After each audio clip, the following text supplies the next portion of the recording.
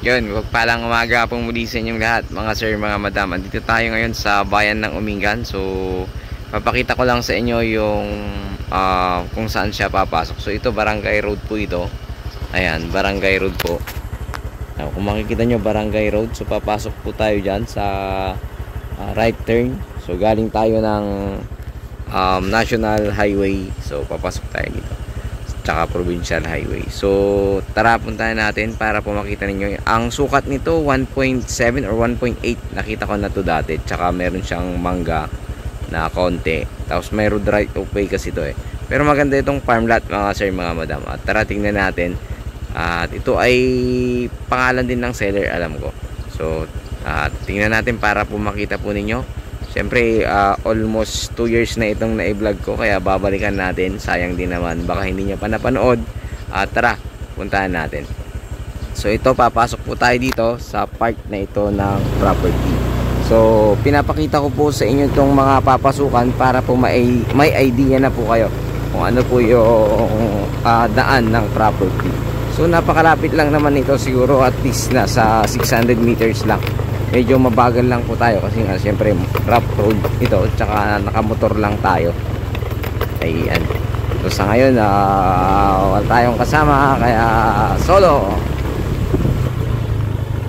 Ayan. So hindi natin nakasama si Jelor kasi mayroon siyang pinuntahan. Aga daw umalis.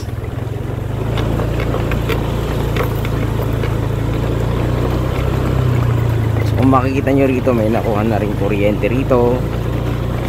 Pero syempre gumawa siya ng kanyang poste. May poste siya. So medyo pag mga ganito, okay naman tong daan. Matigas naman, mga sir, mga madam. So sa ganitong hinahanap, mga naghahanap ng ganito na farm lot, ay maganda po yung kung gusto nyo malayo po sa pollution, malayo sa mga may ingay. Yan, napakaganda po nitong farm lot na ito. So dalawa naman ang daan nito, actually may daan doon, pero mas malapit kasi dito sa part na ito ng property na daan papunta sa property. So kaya dito ako dumaan, tsaka at the same time hindi ka na diliko. Ayan, matigas po yung daan po natin, hindi siya putik kundi mga bato-bato. Ayan, so hindi po mababalahaw ang sasakyan. So one lane lamang tong daan na to. So may idea na kayo kung at least may idea na po kayo kung ano po, kung paano po yung daan dito sa property na ito. So ito na, at least kwanto at least mabagal yung takbo ko, at least 2 minutes yung tagal niya dito sa pagpunta sa property. Ayan, so at least 2 minutes. Makikita nyo may mga dito, flood free area naman to, wag po kayong mag-alala, flood free area, tsaka may mga mountain view. Ayan, ito na yung property. So ito yung bungad. Ayan, makikita nyo po. So ito yung palabas naman papunta dun sa kabahayan. Dito naman yung ano. So malapit lang, siguro around sabihin mo ng 300 meters more or less lang pala ito, mula sa Barangay Cemented Road. So ito yung property, pasukin natin.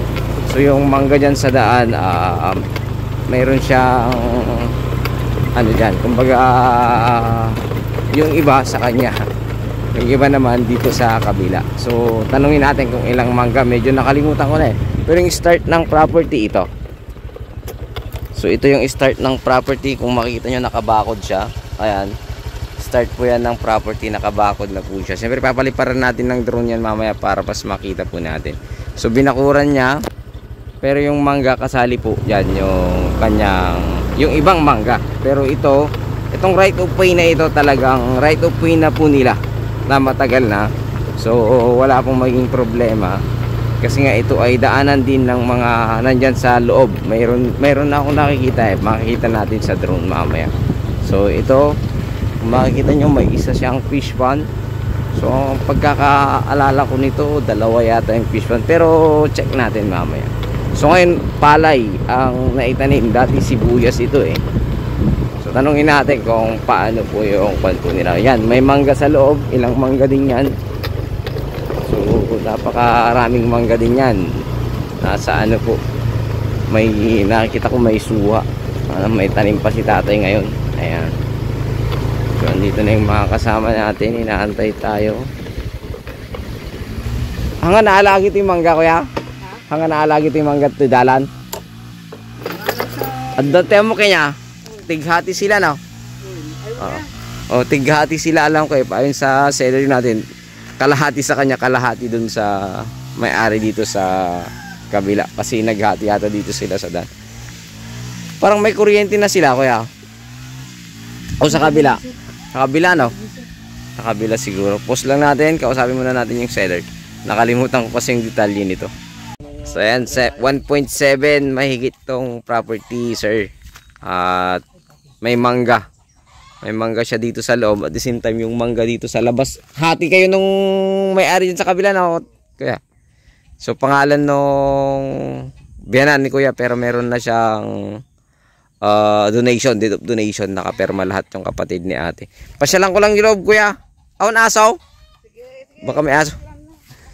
Pero ito yung bakod na to, ano lang yan, parang bakod lang para hindi makapasok yung mga kambing kasi may tanim.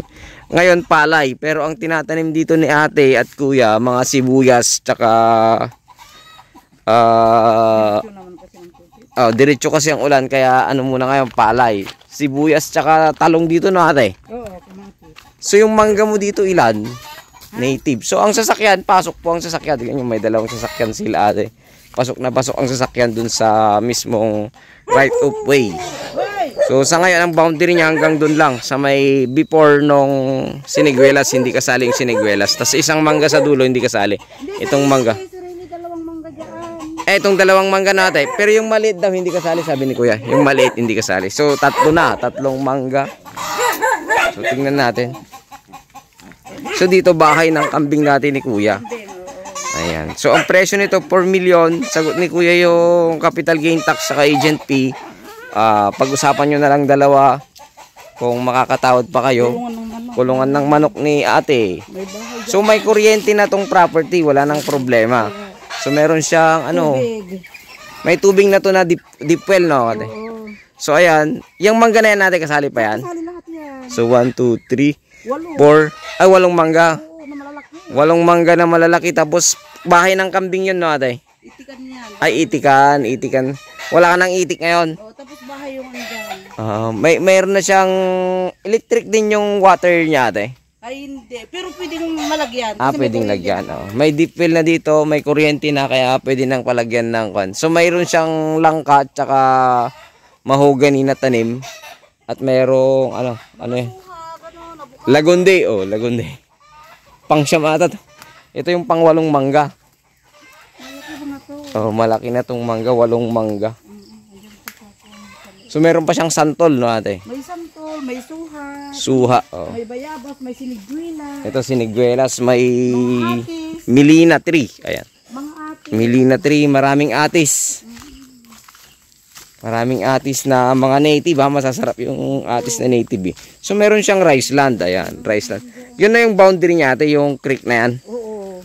Ito, Ayan. may kon yan, may piston na yan lahat na sa amin din yan. Sa inyo din to? Fish pond pala, kala ko creek yan. Creek pero diretso may piston banda rito. Okay. Iba yung creek. Yan, yung namin. Yung deep well nyo ito. Diretso ang tubig. Pinapaano nyo lang ng ng makina. Pero pwedeng lagyan ito ng ng tawag doon, electric para tuloy-tuloy. Yan. Yan, tubig lahat. Tubig. Walang tigil yan na tubig. Kahit summer ate. Yung boundary niya dyan lang, yan sa may saging. Hindi na lalampas. Amin din yung saging pa kanya. Sa kabila, hindi na. Hindi na Dito lang, no, ditong part. So ayan, rice land. May maliit na rice land po sila. At the same time, may kuryente na. Kung makikita nyo, may kuryente na.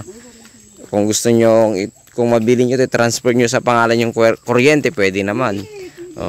So ayun, siniguela, santol, milina, may 8 mangga dito sa loob. Tapos dun sa labas, ilan yun? 8 rin yun.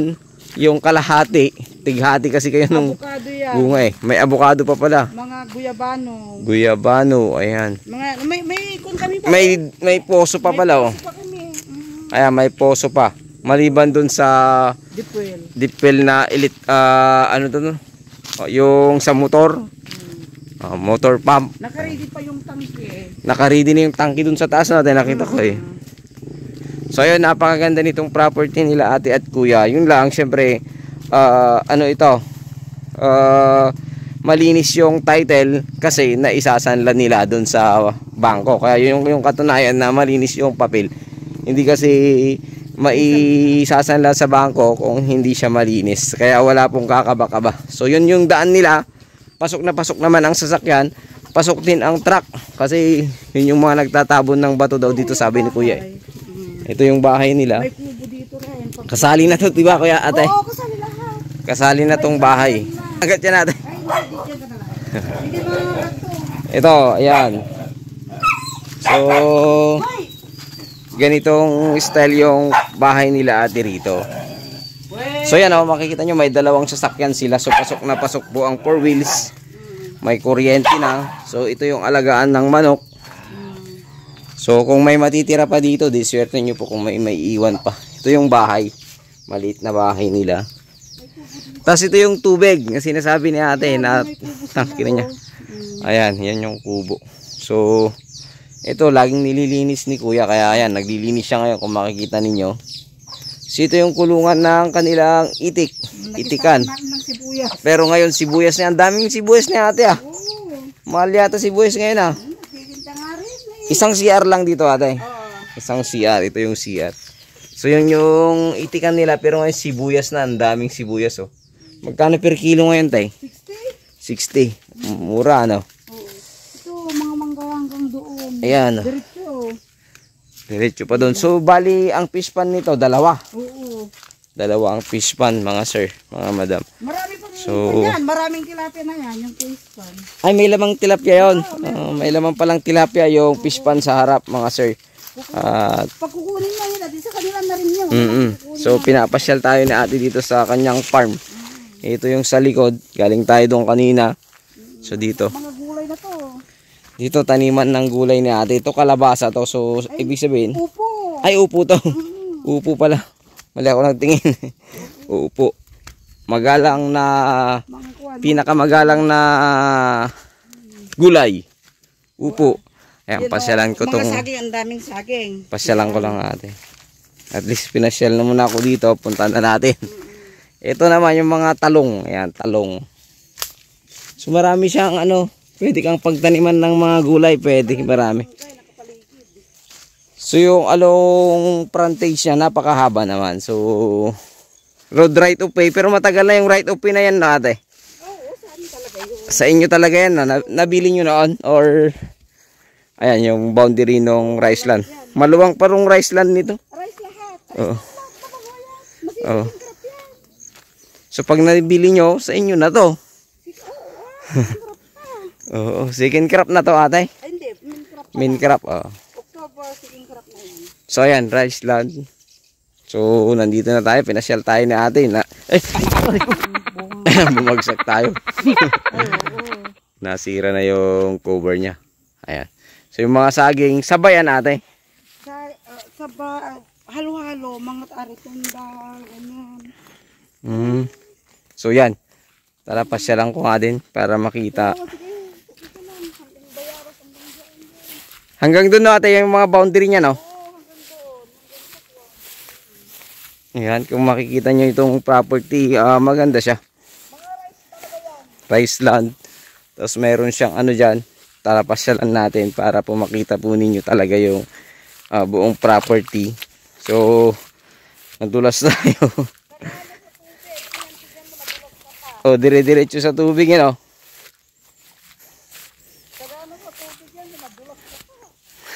Okay lang ate, naka-jacket naman ako. Buti na lang. Ayan. So, hanggang doon po yung property. May bakod na dyan. Concrete post sa kabila. Sa kabilang bakod po yan. So, hanggang doon yan. Nung galing tayo sa labas. Yun po yung boundary niya. So ito naman yung fish pan na may lamang tilapia. So, dito may laman ng tilapia. Sa inyo na rin daw pag nabili nyo to. So, may tilapia ka na kaagad. So, ayan. Sagingan. So, hanggang dun yung boundary. Ayan. Ayan. So, may bulik na yan. Tapos, pag ano, may bakod dun. Yung pinakita ko kanina nung pumasok tayo. Tapos, dito na tayo dumaan sa may fish pan. Para makita po ninyo yung laman ng fish pan. So may tilapia raw to eh. Ayan, maraming tilapia daw to. Ayan, hindi natin makita. Malapit na rin ma-harvest to ate, tilapia nyo. October, oh. So kailangan nyo lang bilhin para makuha sa inyo yung tilapia. October. Mag-aani na kayo, ang daming saging. Ano to? Halo na ate, tundal tsaka saba. Oo. So may Meron pa yung isa, yung parang kumukuha ka pa ng patubig mo rito, no? oo, Pwede pang patubig to. So ayun, sana magustuhan nyo ito dito sa bayan ng Umingan, Pangasinan. So ang presyo nila ate, 4 million. So road right of way, pero sa kanila to. Sa kanila itong right of way, kaya walang maging problema. So sila ang nag-ano dito. Tapos yung property nila, apakarapat na ng frontage mula dito sa right of way. So 4 million ito. Sagot nila capital gain tax sa agent fee. Kung makakatawad kayo, depende na sa pag-uusapan nyo po ng ating seller, si ate at si kuya. So ayun muli, sa inyong lingkod, Agent Joel. God bless you all.